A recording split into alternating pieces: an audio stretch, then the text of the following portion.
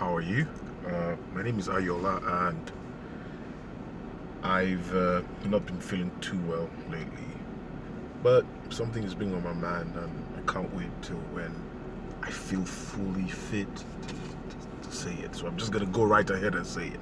Anyways, now this is it. I've been a bit bothered, and this is why I've been bothered. I've been a bit bothered because I'm having to turn down someone who I know, and I don't know how to go about it. Now this is it.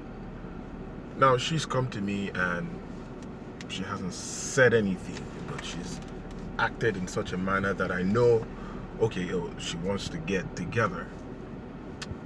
But I really, really don't want that. All right, I really don't. So I'm a bit confused as to how to go about it. So I was seeking the opinion of some people, through what they've written and all that. How do I say no to a lady or no to a woman without rattling her cage or without upsetting her? Some guys will say, well, just say no. Let your yes be yes and your no be no, and how she takes it is completely and totally up to her. I agree with that, yeah. But in as much as I agree, I also leave room for the possibilities of, things still remaining normal, even while you say no. I don't know if you understand what I'm saying. So I'm saying no, but I need you to take it with a smile on your face and joy in your heart. You don't go back with resentment towards me. Now, I was talking to a friend of mine. This was business, right? But I'm going to bring the principles he taught me here. Now, we're talking about the possibilities of, how you can overcome during negotiations and all that. And he gave me 3 acronyms. I'm not sure where he got them from, but I'm sure he got them from a reputable and trustworthy source. Now, this acronym is PIT. P-I-T. P. You need this. You need a pit in your for negotiations to work in your favor. And in this case, you need a pit for you to say no to her without rattling her cage. You need power. P stands for power. I stands for information, and T stands for time. Right?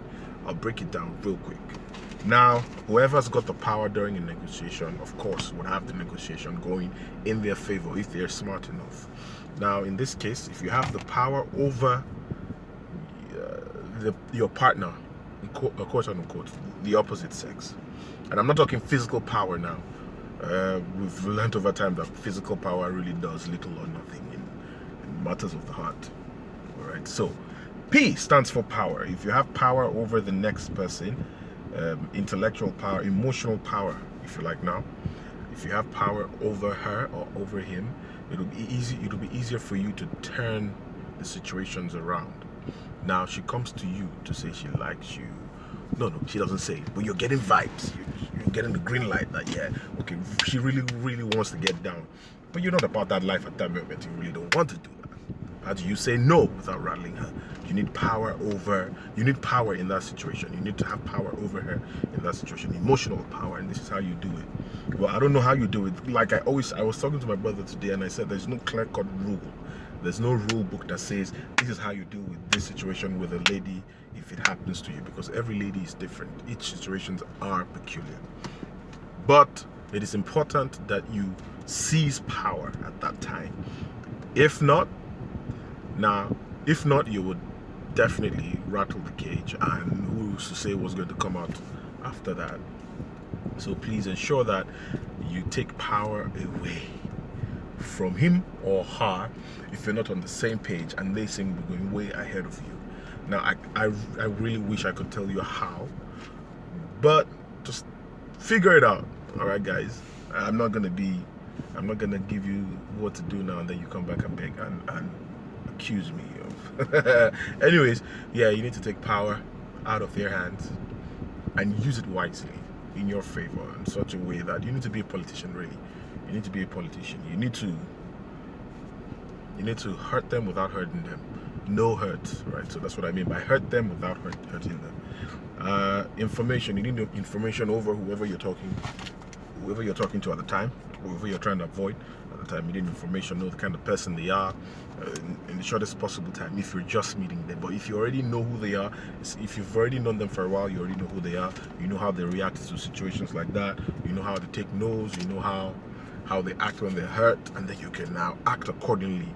Act according to the information you have with them. So if you know someone is very erratic and she or he would go overboard when you say a no, or when they don't have their way, you know you have to be diplomatic.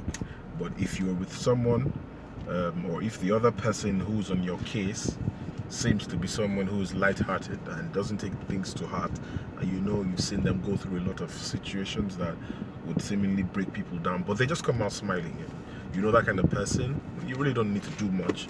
You jokingly say it and it all turns to a joke. So you need to have information on who you're talking to at that time, or who is talking to you, or who wants to get down with you and you don't want to. And then time. This is very dicey, because people say time heals all wounds. Not necessarily. Time well allocated or time well spent will heal those wounds. If you leave a wound unattended to, over time it gets worse. Now, so if there's a lady or a guy who's in your case and you really don't want to hurt these people's feelings, but you really need to say no, when I say give it time, I mean you need to act accordingly with time. All right, don't expect them to back off immediately, but with time they will back off if you're persistently saying no systematically. If you understand what I'm saying. Even at this point, I don't understand what I'm saying. So guys, that's it for now. Thank you, appreciate it. God bless you. Until next time, adios. How do I stop this thing?